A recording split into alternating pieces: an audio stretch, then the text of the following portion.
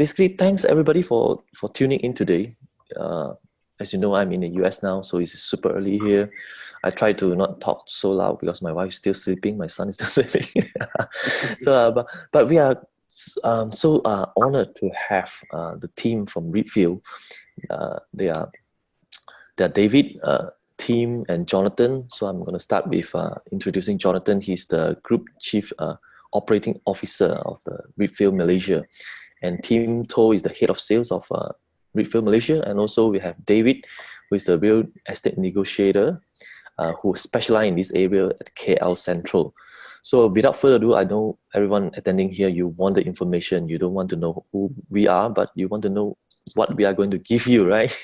So let's don't delay your time, and let's give you all the good stuff about KL Sentral. So let's start the session. So who will be leading first in the talk? I believe that everyone that invests in property are very familiar with a lot of areas like Bangsar, KLCC, Mount Kiara, Cyberjaya, PJ, and a lot of these places. And we don't hear a lot about KL Sentral actually. And sometimes I wonder why. And then I did search. So limited supply in KL Sentral that there's nothing new for purchaser to buy actually. And there's not many new launches around this area because of limited land. That's why you don't always hear about KL Sentral.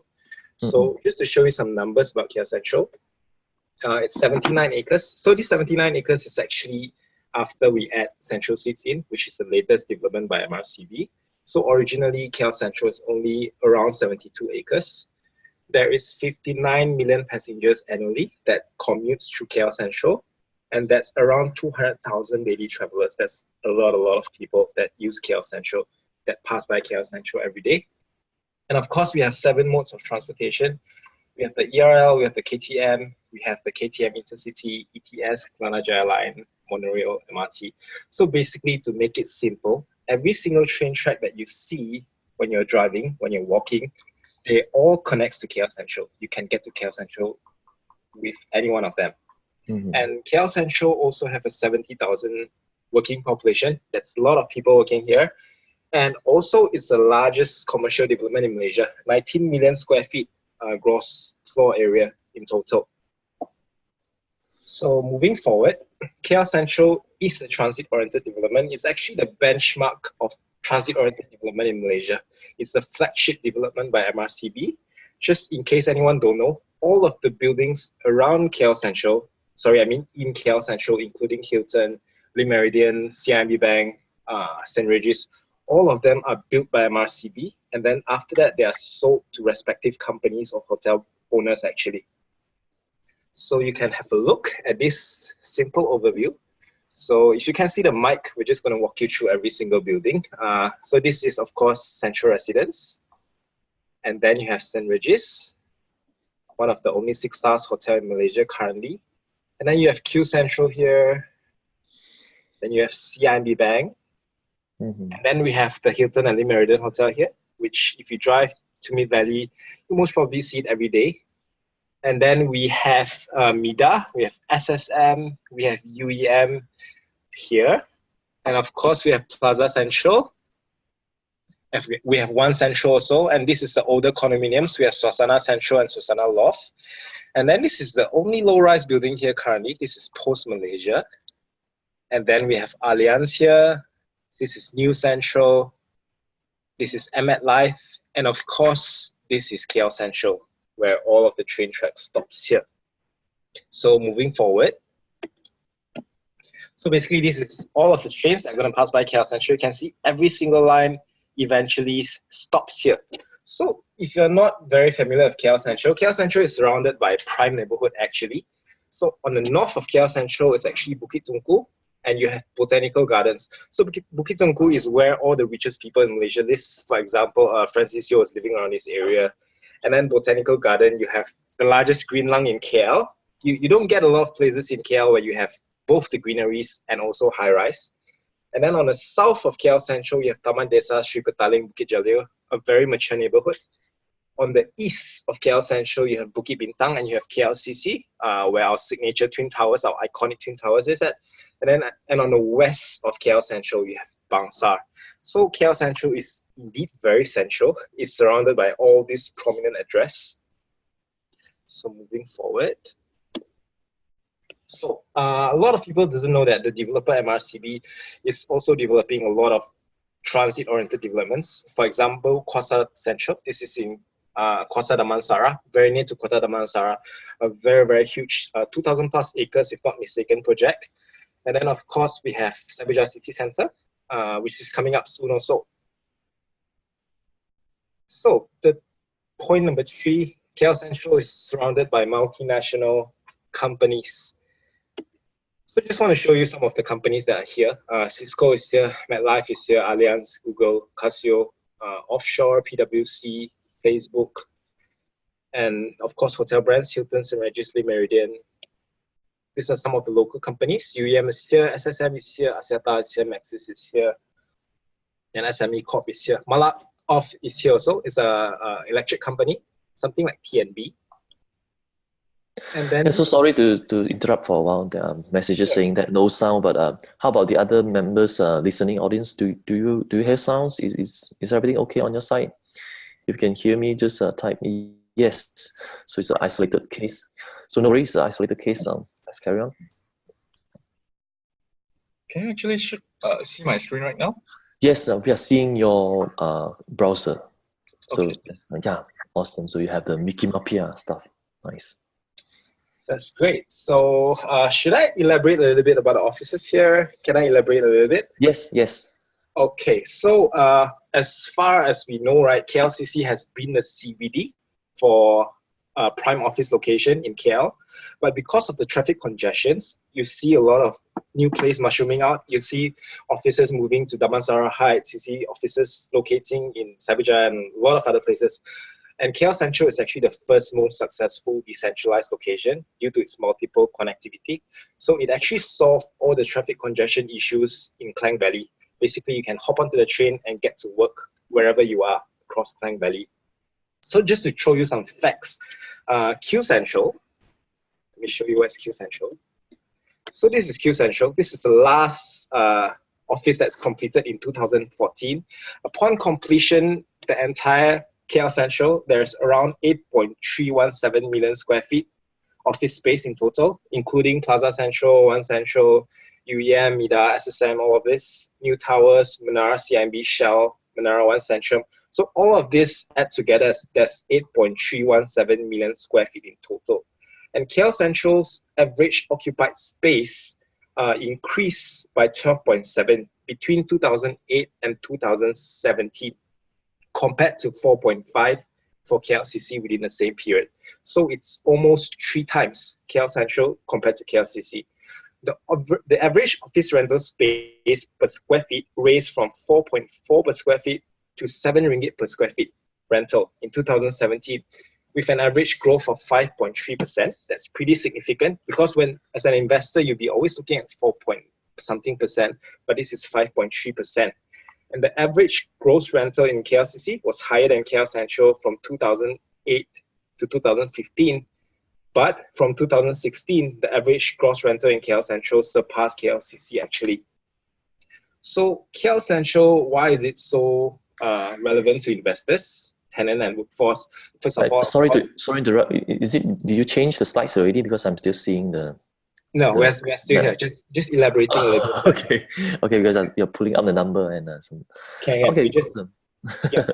So just to share a little bit, a lot of offices choose to set up their company. A lot of companies choose to set up their offices here is because the connectivity. So every time we talk about KL Sentral, we are always going to bring it back to this central station. We're always going to bring it back here. And of course, there are a lot of MSC status grade A office buildings around this area. That's why a lot of companies choose to be here. So before I go too far, let me come back to the slides. So yeah, we're at the company slides. And yeah, just to share with you, this is Menara Shell, this very nice building here. It's actually not bought by Shell. It's under a corporate lease of 15 years. And Google is also here. Facebook is also here. They're all renting at this place. And the rental they're paying is quite high. They're paying from 8 ringgit to up to 15 to 16 ringgit per square feet actually. Wow. Yep. So another reason why they like to come here is because all of these offices are non-stratified. They are owned by MRCB REITs, for example. So when a big company comes in, they prefer to deal with one single owner instead of maybe 100 units, 100 different owners. So it's much more easier. That's why they are here as well. That's one of the reasons. And point number 4, KL Sentral actually have some of the best hotels in Malaysia, some of the highest occupancy rate hotels in Malaysia, and also medical facilities. So just to show you here, oh, the box went out of the highlights. Okay, now mind, we have Hilton, we have Le Meridian here, and of course we have St. Regis Hotel here. And then we have Aloft, which is here. And we have Escort, this is a service residence. And just to let you know that what's coming in the future, Hard Rock Hotel is going to be here actually in the future, which MRCB might launch next year, maybe. And of course, right across the street is JW Marriott. This is by YTL. So if you drive along this stretch, you'll be looking at the hoarding after YMCA. You'll see YTL there, and that's where they're going to build JW Marriott. Wow. Yep. So moving forward, and also if you notice this very beautiful building in KL Sentral, it's actually Suka Sentral. It's a cardiac vascular specialty center. So if you can just think for a while and just think of all the hospitals that you have visited in KL. There's really not a lot of hospitals in KL that are connected with a public transport. So this is one of it that's connected with 7 modes of public transportation, and the chairman of this CVS center is actually Tan Sri Dr. Yaya. He is the infamous doctor that did a heart transplant for Tun Dr. Mahathir, 1998, the first heart transplant in Malaysia. So point number 5, KL Sentral is limited in investment opportunities. So when we talk about property, we always go with supply and demand. So KL Sentral is one of the places where there's a lot of offices, but there's very, very little residential here. You have Central Residence, and then you have Suasana Loft and Suasana Central, and that's what you get in the entire KL Sentral. You don't have much choices around here, which is why MRCB decided to use one of their last plot of land to build a service apartment here, which they called it the Central Suites. And of course, this is where we mentioned about Hard Rock is going to come up, and there will be new office blocks here as well. So just some simple, just to show you what's going on here. Suasana Central was completed in 2002. That's 400 units in total. Suasana Central Loft, 600 units. St. Regis, this is extra luxurious. We can't really compare with other things. Yeah, it's a branded residence. It's 160 units here. Then we have Central Residence, 750 units. And then after that, we have Central Suites, which is the last piece of land in KL Sentral. And that's only 1,434 units. So in total, in the entire KL Sentral, there's only 3,300 plus units. And there will be no more land for development. That's all you get here. So supply and demand, once again, there's only 3,346 units, but there's a 70,000 working population, 200,000 daily commuters, and 56 million people pass by here every day. So I always think that KL Sentral is a hidden gem. You don't get a lot of new launches here, but there's a very high demand in this area. So David, you want to talk about the existing rental in KL Sentral? David is going to take over. Okay. Yeah, nice. So, we have David. Yep. Yeah, coming to this existing rental in this Central Residence, we actually look into, we actually did some survey in this area. Somehow there are 3 types. If you are looking at demand around this area, what are the potential yield in this area? So you actually need to look at some of the data which occurred in this KL Sentral area. And looking at this, there are 3 types of units size that we are looking at, from 1,078 square foot type to 1,787. So rental currently would be about 5,000 to 8,500. And this area basically are occupied by most of the corporate workers here. And all these corporate workers, they are working in KL Sentral actually, and a mixture of about 40 to 60 ratio. And there are quite a number of expats in this area. So if you're expecting on rental, this is You mean somewhere. 40 to 60 ratio is like 40% the locals, and Yeah. then 60% is expat. Oh, I see. Yeah. Yes. Okay. So in terms of rental, you might need to look at Airbnb potential in this area as well. So according to data research based on Airbnb, this is top 3. Reapfield and KL Sentral is actually in the top 3 list for Airbnb rental because of the conveniency of transportation in this area, and it's so connected. Yeah, you just basically you need to. For those who are not in KL, the like Reapfield is kind of just next to KL Sentral, isn't it? Yeah. Yeah, just to add in, Brickfields is a very unique place. You have all of the offices in this area, and also you have a cultural street here, so you don't get much places with such a blend. So that's also another reason why people choose to stay here actually. And a lot of corporate bosses, when they fly into Malaysia for meetings, they like to take the KL Express and then just stay in Brickfields and then just go to their meetings in their respective offices and then just fly back to their country. They basically don't have to leave Brickfields at all. They just come KL Express, meeting, KL Express, back to the airport and back to their country. It's a very, very convenient location. I see. And this is some of the research that done by JLL. Basically, it's done on rental yield on this area. So in KL Sentral, basically, it's an area that on rental is actually outgrowth comparing to other areas in KL for the time being. So, yeah. And also for the past 10 years, this is the growth ratio in terms of capital appreciation. Because I believe that when investors is looking to invest in this area, they are basically not just looking into rental yield, but in long term, of course, they are looking for capital appreciation, where they are able to probably gain more than what they invest and to get another property. Tim here. I just want to highlight a bit. We are not saying that other places are not good.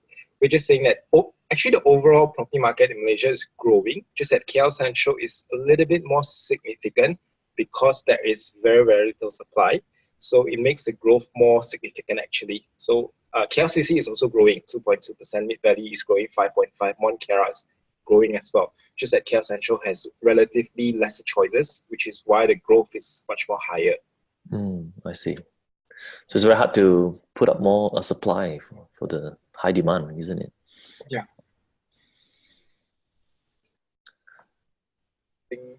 Yeah. Yes, I think yes, we are here. Yeah. Okay, good. So basically, you did a very express explanation for the KL Sentral, and I think it served the purpose very well that we can get all the information within a short while, so that we can have more time for the Q&A, right? So there are a lot of people on the live session today. So I know they will be asking some questions as well. So can you guys, if you want to ask questions, use the Q&A box instead of the chat box, because it's easier for us to monitor over there. So you can, if there's any question you can ask, you want to ask, you just use the Q&A box to post it there. Okay, we have the first one from Cor. He's asking about Riviera before. So you know project Riviera? Oh, Riviera. Yeah. Okay, so just to show everyone what is Riviera, David, can we switch to the map, please? Yeah, nice. You have the map prepared, right? Map prepared. Yeah, so just want to show everyone where is Riviera. So Riviera is, where is it? Okay, this is Riviera City. It's by PP Jaya. So just a brief introduction. Yeah, Riviera, it was launched recently. Phase 1, 784 office suites, GDV 320 million. I think it's the it's a fantastic product. Just that it's smaller sizes, and I think the challenge of this product might be the walking distance to KL Sentral. You actually have to walk through the entire Brickfields, and it's quite a walk actually. So I'm not quite sure on how expat will like this place, because we know that people like to live in mixed integrated development because it's just at your doorstep. People like to live in Tropicana because you go down and it's Tropicana City Mall. People live in Publica because you can just take the lift down and you're in Publica. But this is quite a walk. So I'm really unsure how would the market perceive it. Definitely it's a fantastic product. It's banging on KL Sentral as well. Unfortunately, it's not in the KL Sentral address. It's quite close, but it's not very close. So I'm not quite sure how is the return going to be like. Do you know how the sales come up to be? Yeah, the sales is the smallest. Fantastic too. The smaller units are actually sold out, if not mistaken. They have the two bedrooms left. Wow. Yeah, they are also using KL Sentral as a selling point. Yeah, I see. Of course, whenever we buy new products, there are some risks that we really don't know until the property is like built up. And then, I just thought that the walking distance might be a turn off for expats when they consider to rent this place actually. So for long-term leasing probably will be an issue for the expat who don't want to walk too far. It might be a But problem. But how about like Airbnb for those who want to Airbnb is, I think Airbnb is perfect. I think short-term stay is good because tourists wouldn't mind just walking 1-2 days. But considering if you're working here, you have to walk 365 days a year. It's going to be a little bit tiring. But if you're a tourist, you come here for a week or for 3-4 days, that 3-4 days walk is fine. I can imagine that. So can you show us like the existing properties that is like done, and is there any on the market that like for sale or things like that, like for rent? In KL Sentral? Yes. Like sure. We can show you Bricks. Bricks is a website where you can look at transacted property price. These are actual transactions that has been concluded. So this is Central Residence. You can see Central Residence, average price per square feet, 1,250, I would say. And they are relatively larger sizes. And this is one of the highest take-up rate condominium in KL Sentral. There's a very, very nice sky pool overlooking the entire KL. KLCC, you can see KL Tower, you can see TRX from here. Very high demand. This is one of the highest demand. And of course, we have the older condominiums at Sosana Central and Sosana Loft. And we think that the newer condominiums will serve its purpose because as an expat, the older condominiums, the facilities have worn out a little bit. I would want to pay, I want to make more value out of my rental. I want to rent a newer place actually. So maybe Central Suites and Rivera will serve its purpose for this place. And I foresee that a lot of expats will want to live in this place actually. Nice. Look at the service. Look at the transaction here. It's like also a lot, right? It's quite active. So considering there's only blocks, so it's quite a lot. Okay, let's get to more questions here. The question is like coming in now. We want to know, are the prices of residential properties in KL Sentral softening in 2018? Do you see any sign of softening at all? I think, by the way, this is Jonathan here. Hi, Jonathan.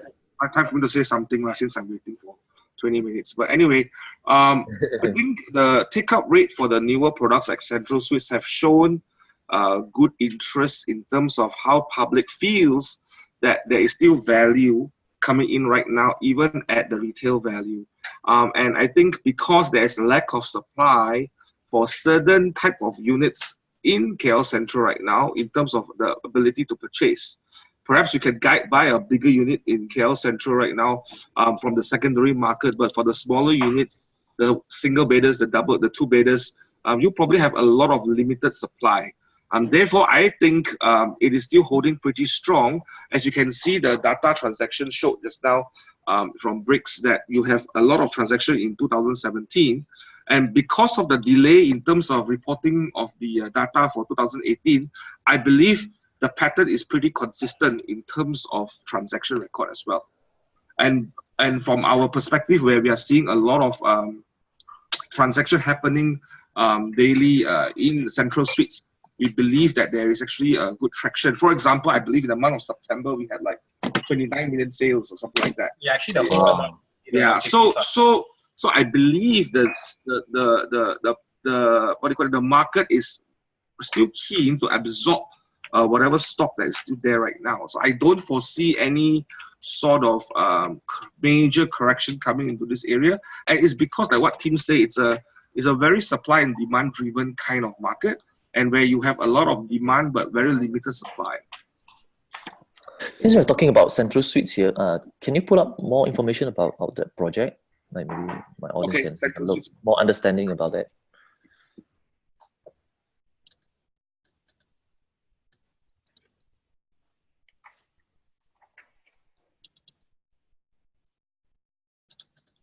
So this is the latest project that's on launching now by MRCB, isn't it? Yes, correct. Okay.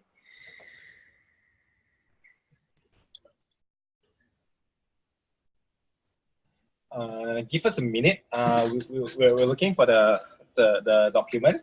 Meanwhile, Okay, no should we problem. take another question first? Okay, and YK just asked about Central Suite as well. I said it's a leasehold property, so is there a concern as an investment? I think in terms of to understand very importantly that leasehold and freehold, of course, does have some sort of implication in terms of valuation. But for example, if you compare apple to apple in KL Sentral right now, there isn't any choice, right? So supply is limited, and leasehold is probably what you can get right now for a new product and also for smaller units. So because of supply and demand, I think the leasehold factor is mitigated by that. So for example, if I bring a perspective in, if you look at a freehold project that is TOD driven but not in KL Sentral versus a KL Sentral leasehold product, I believe that the KL Sentral still stands because of its proximity and its accessibility to the good market forces, where you have a lot of offices and you'll have a lot of amenities there to support that kind of valuation. So I think, yes, if you've got a choice, freehold always trumps leasehold, but due to supply and demand, I believe it is still mitigated by the location. So I think location plays a very important factor as well. Okay, let's get to the next. I think you're still looking for the information, right? Yeah, we're still getting the Coming in. information. Yeah, no problem. Take your time. How about they said, and it is a question by call. It said if the hotel management target to be short term, that means I think if a new project they are doing mostly short term leasing like Airbnb, is that a concern? Sorry, are you talking specifically for KL Sentral?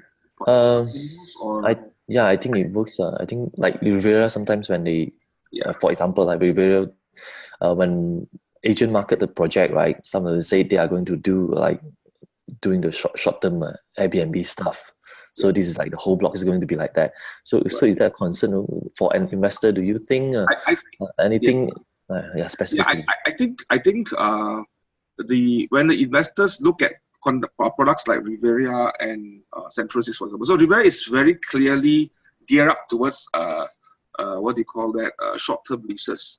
We're using platforms like Airbnb or any other platforms to generate income through short-term leases. And I think those are probably geared up towards that kind of what do you call that, market. So I think when it is driven for that kind of market in conception of the product as well, I think that's probably quite safe. The key thing is when you form the MC or the management corporation at point of completion of the project, probably that is where the challenge is, because right now there isn't really any regulation regulating Airbnb. But I foresee that Airbnb is the next big thing coming in the property segment. I mean, recently we saw Tune, I think it was Tune or Tune, I think signed a big contract to come into this business. So I foresee that this disruption in the market in terms of short-term stay will be a prevailing trend as we move along. And the issue is we can't tell what are the loopholes yet, because we need to go through some cycles in order for us to see certain gaps. But I think it's a very, very good opportunity. Yeah, nice. So yeah, you put it in a nice way, good way. That means that we don't have law or anything that is like governing this thing yet, Correct. but due to the demand and supply and the trend that is going towards that, where a lot of people like we are going to be a short-term landlord instead of the long-term landlord. Right? But because in some countries you can see that they from conception of product, it's already purpose driven for short-term leases. Right, so in some countries that kind of trend is already happening already. So I think it's a matter of time we will catch up lah. So there is a place for that, and that's why when you saw the report just now, Airbnb, that location is the third most popular location for Airbnb in the region. So I think it says a lot lah. Yeah. Okay, now you got the information for Central Suites. Yes. Yeah, question by a lot of readers. They're asking, like, this is freehold or leasehold? That's the first question. This is actually in a prime location. So it's actually a leasehold development. It's situated still KL Sentral address. The whole development of this area is about 4.75 acres, and we come with 650 square foot up to 1,166 square foot. It's from 1 bedrooms onward. Because if you realize corporate workers around this area, they actually need space in this area. So that's why MRCB actually don't really build smaller unit than a 650 square foot type. So it consists of 3 towers. Currently, 2 blocks are sold off. We're remaining with 1 tower, which is about 10 to 15% remaining lah. Yeah, You mean only 10 to 15% remaining for the whole project? Not much unit remaining. There's a lot, so recently, a lot of transactions going on after people found out about KL Sentral. Just want to highlight a bit or so, 650 to 1,166 square feet. This is actually one of the most popular sizes in KL Sentral. For the Central residents, it's going from 1,000 plus square feet all the way to penthouse sizes, which is very, very huge. And not everyone can afford a penthouse. But if you look at KL Sentral, we have a lot of working population which are single or newly married. So people like that, they like to live around where they work. If there's a expat with kids, we can see a trend that they might live in Bangsa or they might live in Mont Kiara because of the close proximity to international schools. But we see a lot of newlyweds and bachelors, expats working in Google, working in Facebook, they prefer this kind of sizes, 650 square feet, 800 plus square feet, in case a family comes over. So this is actually a very, very decent size for people to stay here. You can look at some of the floor plans here. This is the 1 bedroom. It's very comfortable. There is a 1 bedroom. It's not a studio. You can do your cooking and everything. And of course, the 2 bedroom is pretty nice also. And see there's sufficient spaces. So the developer is actually building something really, really, really relevant to the market today. So this is more catered to those without children because they don't care about school, so they can stay. Maybe some people with kids, then they'll go for the bigger sizes unit. But we can see a trend that there are a lot of bachelors and a lot of newlyweds people living around here. Not so much people with families. How much do you estimate the rental can come up to be? Like around the range of what? Yeah, this is smaller sizes. Just now you mentioned like the 1,000 plus, you can go for 5,000 and above, 5,000 ringgit and above. Yeah, we're looking at around 5,000 and above. The smaller units, we are looking maybe at around 3,005 ringgit per month. And then maybe the 2 bedrooms, you're looking around 5,500 ringgit a month. That's roughly what we're looking for. And also you can, the developer is pretty generous actually. For the 2 bedrooms unit, they're giving 2 car parks. And if you do a quick survey in KL Sentral, you notice that the car parks rental here are actually quite steep. A single parking lot monthly can cost you around 400 ringgit actually. So if you want to sublet your car park, you're going to have a lot of extra income. So yeah, they can make money from the car park as well, like you say. Yeah, right? Car park you can make money because there's so many offices around here. So around 5,500 for 2 bedrooms, 3,500 to 4,000 for one bedroom. I see these are going to be the most highly taken units. Yeah, so and this is like really walking distance to the working places all around, right? Yeah, it's actually right across Menara Shell, right across, just cross the road. Oh, nice. Yeah. Maybe you can show us on a Wikimapia so that people can like have a clear picture of it. Yep. So that's Central Suites, and this is actually Menara Shell and Escort. Yeah, you can see Shell Tower here. So Microsoft is currently in Shell Tower. So the latest news that I received is that Petronas is claiming back their office building in KLCC. So Microsoft have to move out, and they are here in Shell Tower now. Ah. Yeah. Good news. Yeah, good okay. Okay, let's get to more questions. Right. You say the quantity and the size, which is only 200. Maybe he's talking about. Okay, sorry. He's talking about Riviera. Yeah, I think he's talking about Riviera. So, okay, how about get to that? You said the challenge of the quantity of unit, I think the Riviera, the size is only 250 square feet, but what's your take on this? Do you have what's your opinion? I think looking at short-term leases, where you have to go in with the perspective that this is a short-term lease investment, whereby you are gearing towards the kind of market where it is, you go back home and sleep at night, and for a few nights or a week or 2 weeks in transition before you move into your real place in KL Sentral or wherever. So I think it is that kind of market. So I think for that kind of market, I think it's okay. So I think the investor has to come in with a very different perspective and different mindset, where your expectation cannot be the same as the normal residential condos. So I think that's very important, and be very clear that the goal is for short-term lease income, which sometimes, if managed well, can have better yields than long-term yield incomes as a class. So I think it's a question of perspective and mindset that you have to be very clear how to manage it. And probably there are a lot of service providers today in the market that is able to help manage it at a profit-sharing business model. So I think that I would think that's something that for them to consider. Okay, awesome. How about Mutiara Residency? So there's a question by Moon One. He said about a dual key unit. He said the yields seems very good. Do you have any data on that? That's the older condominium, isn't it? Mutiara Residency, I guess so. Unfortunately, I'm sorry, we don't have any data on this yet at this point of time. Okay, no problem. Let's get to the next. What about Opus by Binapuri, which is 2 monorail stations away from KL Sentral? It's more leaning towards downtown already, isn't it? Okay, now I think the more relevant question will be, because this is very specific that a lot of people might not know where it is. How about this? If now KL Sentral is like quite full, the supply is limited. That's why the highs is commanding very high price, right? Comparatively. So if people like invest like 1 station or 2 stations away from KL Sentral and they pay lower price for that, slightly lower price, what do you think about that strategy? Will it work? Yeah, I think also when the investor come in, he or she has to understand where is his comfort zone in terms of affordability of the investment risk. So I think if they feel that they want to latch on to the traction from KL Sentral, probably you go 1 or 2 stations away. Probably you look at places like Bangsa South, for example.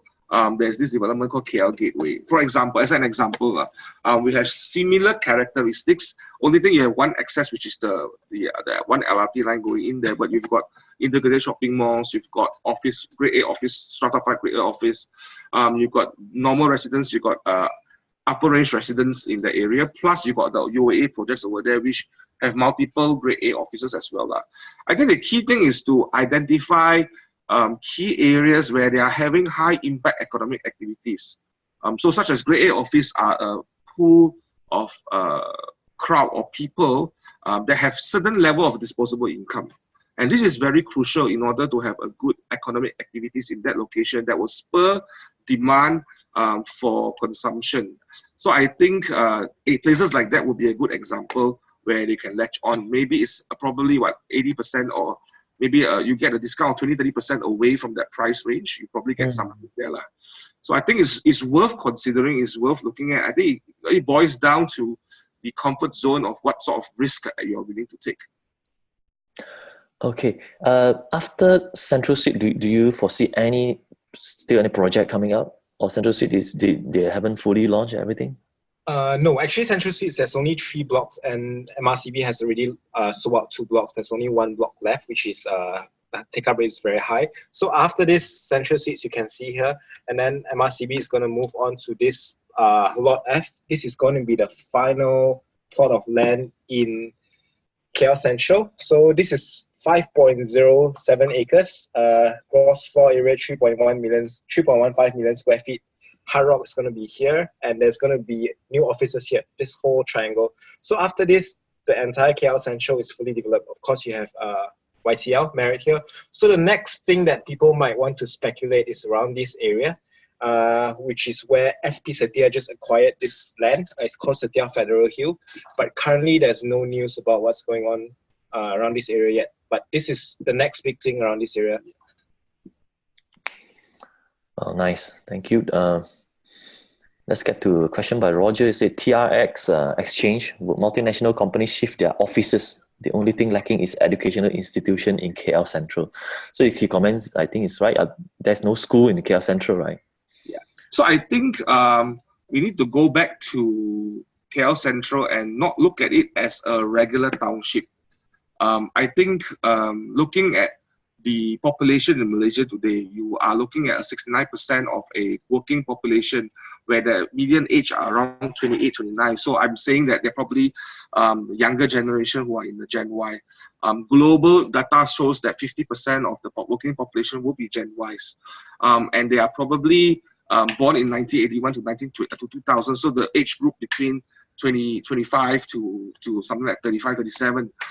And proximity to amenities and also proximity to work where it is convenient and different sort of lifestyle is very crucial. So I think this is an area where it's not meant, I don't think like it's meant for local families where you have children and all that, because accessibility to schools and all that, it's not the most convenient. It's catered more towards younger working professionals, more towards the Gen Y market, which is currently our majority population in the country, because we are still a very young population right now. So I think to compare it with a location where you are looking at a more mature township with good schools and all that would not be a good comparison. But I do say that there's access to public transportation to international schools and all that. Yeah, and I'll pass it to Tim to talk about that. Just going to show you all a little bit of the slides. So I just want to show you a little bit schools. Yeah, I thought you might bring this up. So there's actually a lot of international schools that does pick up from KL Sentral. And also there's a little playhouse in Menara Shell right across the road, accepting infants from 2 months to 7 years old. And Australian International School, Mines Resort City, they actually pick up students from Sosana Central currently. And so Mont Kiara International School, they actually pick up from KL Sentral also. So this is, yeah, you can see I've highlighted here. This is KL Sentral. So although there are not many people studying around this area, but yeah, all these schools does pick up from KL Sentral. When you say pick up, that means they have rent transportation that is like going there to buses, the students to school. Yeah. I never know this existed. Actually, because it's really populated by expatriates. So KL Sentral is probably a good transitional point when they have younger families, and probably when they have more established families or kids with older, of a certain age, then probably they want to move out to bigger houses. But generally, I think, yeah, there is access. I think the school has put into a lot of consideration that KL Sentral is a crucial place to offer shuttle services to the students. Yeah, very good info here. How about the profile of the buyer for Central Suites right now? Do you think it's like more local buyers or they're coming from overseas, in fact? Tim, here, actually the initial take-up rate, there's a lot of local buyers. A lot of people, they are looking to stay here. It's a bit surprised. We have a lot of first-time homeowners actually. And then after that, when we brought it to overseas, just recently, we see a lot of people from Hong Kong, from China, from India showing interest in this place because they see this transportation hub, they can relate it back to their country. They see the potential growth. Like in Hong Kong, there's Central Hong Kong, so they can relate to it. The property prices there skyrocket because it's a transit hub. You cannot replace this place. There's no way you can replace unless you build another place with more than 8 train lines. you can't replicate this place. So they see the potential of this place and then the limited land around this area. So that really drives their interest. So a lot of locals, and then recently a little bit of foreigners, a lot of local sales, a lot of first-time homeowners. I guess because of the structure of the offerings motivates people to really consider this as an option for their home or their investment. I want to know, Central Suites, is it on residential title or commercial title? It's a residential title. It's under HDA. Okay, awesome. Okay, next questions. Do you know about Central Vista Office? Central Vista Office. If you're not familiar with that, then we'll skip the question. Yeah, skip the question. We're not very familiar with Central Vista. Okay, no problem. And okay, someone is like saying, now we're talking about the residential supply. So how about the office supplies in KL Central area? Can we invest in one? Unfortunately, most of the offices in KL Central are not for sale. Like we said earlier, they are owned by institutionals. They are owned by REITs. They are owned by, like CIMB is sold to CIMB, UEM, the entire tower is sold to UEM. The only office you might be able to purchase is Q Central. Yeah, so KL Central, as of 2017, just a fact, the occupancy rate is at 93.9. It's very high, and it's much higher now since Microsoft went in. And June 28, an article by Natalie Khoo on The Edge, luxury service office and co-working space provider Colony actually is planning to open its third location in KL Central, and they're investing 4.5 million in this new location. So there's very, very high demand in terms of office space here. When a foreign company comes, they always consider connectivity for their staff.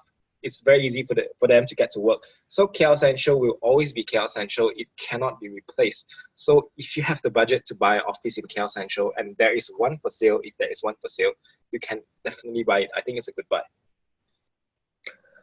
Okay, awesome.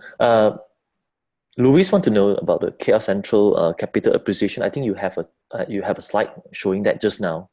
If that's a compared to other markets, like compared to KLCC, maybe you can elaborate more on that one. Yeah, so on average, KL Central has a growth of 7.6%. You can see that when people bought Suasana Central, Suasana Loft, it was around 300,000+. Today, you want to buy it, it's around 700,000+, up to 1 million. So the price have definitely gone up, and the reason why is still the same old principle, supply and demand. You can't buy anything else here. So, and you can see even for Central residents, today, people are buying sub-sale at 1,250 to 1,300+ per square feet. So today, if there is an option of Central Suites that's going for around 1,000, I think it's definitely worth buying. I mean, Central residents have already set the benchmark. You know that the highest transacted price, people are willing to pay around 1,300+ per square feet already. So 1,001, you're already making a paper profit. And yeah, so I think that's why there's so little demand, there's so little supply, so little supply here, so much demand. That's why it's driving out the price every single year. And of course, when we look at the surrounding neighborhoods, they are all contributing to the growth as well. You see Mid Valley recently, SP Setia launched their final residential block, if not mistaken. They are selling around 1,800+ per square feet already. And Bangsar, Alila is pushing to 1,500, 1,600 per square feet when they first launched with 1,001. So everything around is also contributing to the growth of KL Central. The spillover is also pushing KL Central's price up. So Central Suites is around what, 2,000+? Central Suites is around 1,100 per square feet. I mean 1,100 ringgit per square feet. Yeah, which is quite a good buy, I think, because TSR is transacting at 1,000, 2,003 already. So for the 600, the smallest unit size, 600+ square feet. So we are looking about like 700,000, right? Yeah, 700,000+.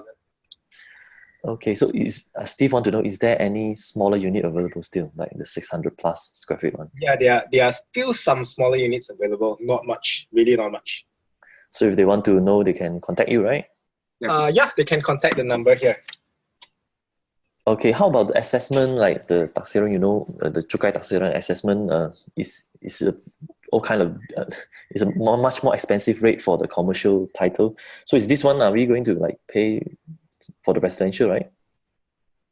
I think the assessment is definitely looking at commercial rates in the early stage, because it's still sitting on some commercial land, but because there are precedents in those locations where MCs, once they form MCs, once the title all has been done, which is because of the new regulation, you probably get your title transferable at vacant possession. MC then can elect to work with TNB and also work with local council to find ways to bring down the rates, especially rates for TNB. I've seen some very high. Yeah, currently right now, I think they're probably paying about 40%, a little bit more than residential properties. Mm-hmm. Yeah. Okay, let's get to more questions. Thank you guys, by the way, for being patient and response to all our question of our readers. What will be the estimated maintenance fee per square feet for the Central Suite? Looking at the place, currently the developer actually projected about 35 cents per square foot. Yeah, in this central area. Mm-hmm. But if you are looking at the rate, it's actually quite affordable. If you are looking at KLCC or other area, probably KLCC currently can be up to 1 to 2 ringgit per square foot. On the maintenance. So the maintenance can expect to be like 200 to 300, like for the smaller unit. Yeah, Probably, yeah. Okay. How about the rental? Just now we estimated that for the 1 bedroom you can go for like 3,500 per month rental, 2-room one maybe 5,500 per month. How about the 3-bedroom one? Do you have the 3-bedroom selection? The current projected rental around this area will be 3 bedrooms will be around 7,500 and up. Yeah, some of the times owner are expecting more, so even if with 7,500 you might not get a unit in this area, and this would be a new development in that area. Yeah, so we can expect something around more than 7,500 there. So in that case, the rental yield we are looking at like it will be around 5%, right? Yeah. Nice. Okay, in KL Sentral, are there any banks over there? Oh, plenty of banks. All the banks should be there. This is a question that banks are, but anyway, I think all the major banks are probably the CIMB, Maybank, M Bank, Bank Islam, SME Bank. I think they're all there. Yeah. RHB Bank, so yeah, it's a very important hub. Yeah, it's natural that like bank, they only set up the branch at where people are, right? Correct. So human traffic is a main factor. I mean, you've got a huge mall there called New Central, just because there is a lot of human traffic passing by there. So I think it's only natural that banks set up shops there so that they can actually, get the traction in. So I think the human traffic is a very key factor to determine the success of a location. Is there any special package for buyer of these Central Suites? The current package that we're selling is 7% rebate. So buyers actually need to pay a 3% down payment when signing SPA. So for those who can still have the quota of getting like 90% LTV, then they can just 3% down payment, that's all, right? Yeah. And Central Suites is completing in 2021. So actually looking at it, it's almost sold out. So you can really see the demand that's going to come in the future. We just reached stage 2A. So we just finished the groundwork, the piling, and the building is just going to go up. The superstructure is not even done yet, and it's almost sold out. So you can see there's really going to be a demand in the future. The market is going to absorb this very well with the working population around this place. Well, let's talk about the nightlife in KL Sentral. You say it's lacking there. I don't know. I've never been there during nighttime. Do you know anything about that? Nightlife is lacking, and then what do they do if they want some nightlife?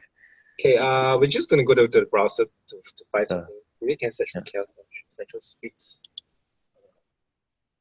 Central Suites? Yeah.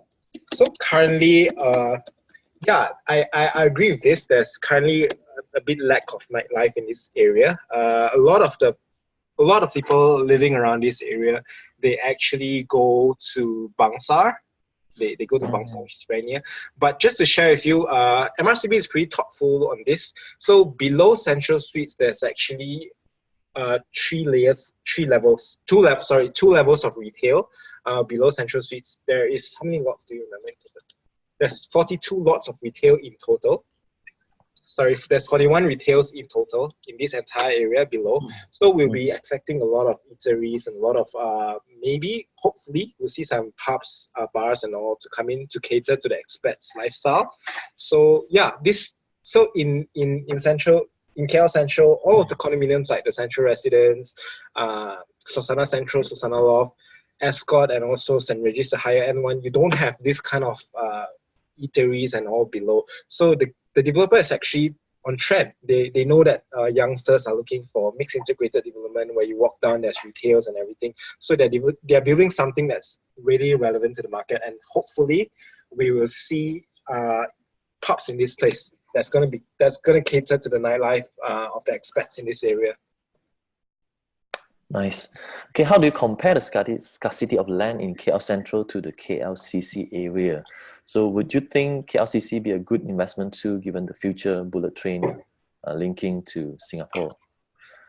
I think KLCC downtown, it's a very different comparison because it is a much wider market and there are many ranges, and it could range from things like local market really specifically buying for own stay or upgrading it for own stay, where you have larger units and you have a composition of larger, smaller, middle-sized units there.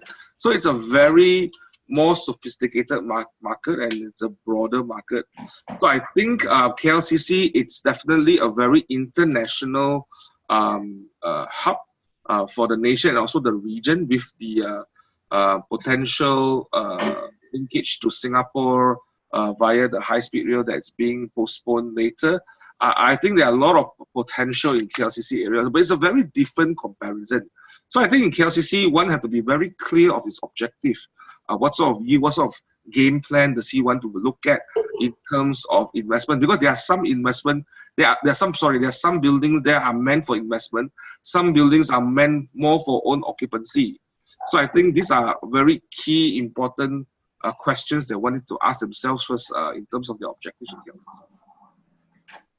Okay, by the way, we are going to do a KLCC webinar also in the future, right? So we are going to get you guys back to talk about KLCC in more details, right? Yep. Nice, cool.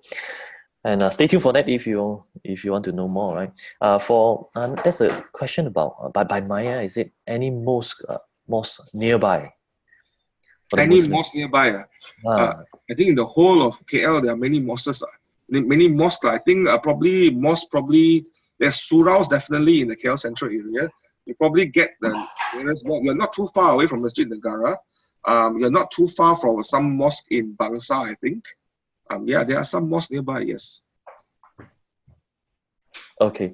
And Elvis is concerned about MRT2 line when it is completed. That means people will have more choice. They don't have to stay so close to KL Sentral. They can stay 3, 4, 5 stations away because the MRT will be more convenient. What do you think? Will it affect the thing here at all? I think because of the lack of supply in terms of traffic, in terms of population in the offices, ideally everyone wants to have much more close proximity to their workplace. And walking distance, especially for expats, right? The hassle of owning a car and parking cars in KL may not be something that is ideal for them, especially when they are here for a short-term, middle-term perspective. I mean, an expat comes to Malaysia, I believe he's looking at a 1, 2, 3 years, 4 years horizon in terms of how he wants to live here. So I think KL Sentral still offers a much more better solution to that kind of market, which is probably the majority of the market in KL Sentral. But yes, when you open up more lines, of course, you open up more opportunities for those areas. But I don't see it's going to be a major high impact. It won't be a threat or anything, right? Yeah, I don't think so. I mean, Yeah, because if he wants to stay somewhere nearby, he would have taken the line and go somewhere else right now. I kind of agree with you because when you have a line, it benefit both way, right? Correct. You're bringing more traffic from places that had no coverage. Yeah. Right. So I think it's a win-win factor. Okay, I think we'll just get the one more questions. So this is about Kuala Sentral. So Kuala Sentral is brand new there. It's on line 1 of MRT. When I stay in Sungai Buloh, I used to get through it quite like daily basis because my son was studying in Kota Damansara. So we kind of like pass through there, but it's still like empty right now. So what your thought about that, right? Will it be potentially have another like transportation, like TOD, what you say, right? Really developing something. I think one of the key things when this project is very much driven by federal government initiatives together with the local government and also together with private sectors or GLCs such as MRCB. I think the goal was to find ways to bring more population into a place where there are more potential space for expansion of urbanization. I think that was a very key goal. And I think they're still going to follow through. That's why the MRT line was what do you call it, built right in front of the doorstep of Kuala Sentral. I believe with the current dynamics in the system where Malaysia is going through certain transition in how things are being run and certain policies are being crafted out for the new government has taken power. I think we are just waiting for clarity, and I think a lot of repositioning and restructuring in the systemic part of the operations of all GLCs are probably in the process right now, and of course MRCB is one of them. And also I think we are still waiting for our housing ministry to come out with a policy, the new housing policy that's about to come out, hopefully in tandem with the new budget, to see such more policies so that all developers are clearer and all stakeholders are clearer. I think everybody is waiting for something to happen. I believe that Kuala land will definitely take place because it was a major exercise by both the government sector and also by the private sector. Yeah, thank you. Good sharing. So before we end the session, so probably it's good that you pull up your information for people to contact you. I think you have the slides that are showing your phone number. And for those who are still interested, I think you're currently helping MRCB to market the project on Central Suite, right? Yeah, we do. We actually managed to collaborate with the developer on this. Okay, so for those who want to like catch on the probably the final train, I don't know, to have a residential property in the KL Sentral, you can definitely contact Tim or contact David. They are in charge of that project. So thank you very much, guys, for being able to. If you would like to walk in, actually can refer to us. Our colleague will be there to help. Okay, nice. Sometimes we are not there, and yeah. You mean walk in at the site or what? Yeah, they can contact us, or if they are just happen to be nearby, they can just refer to us. Okay. Yeah.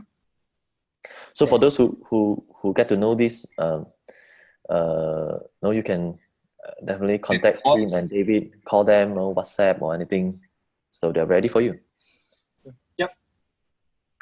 Awesome. So thank you everybody for attending, and we will see you again in the next webinar. So for the next one, it's happening on this Thursday night as well. I will have Chong Ting Ting back to talk about FKLI. So it's like, how do you invest in futures, the KLCI futures.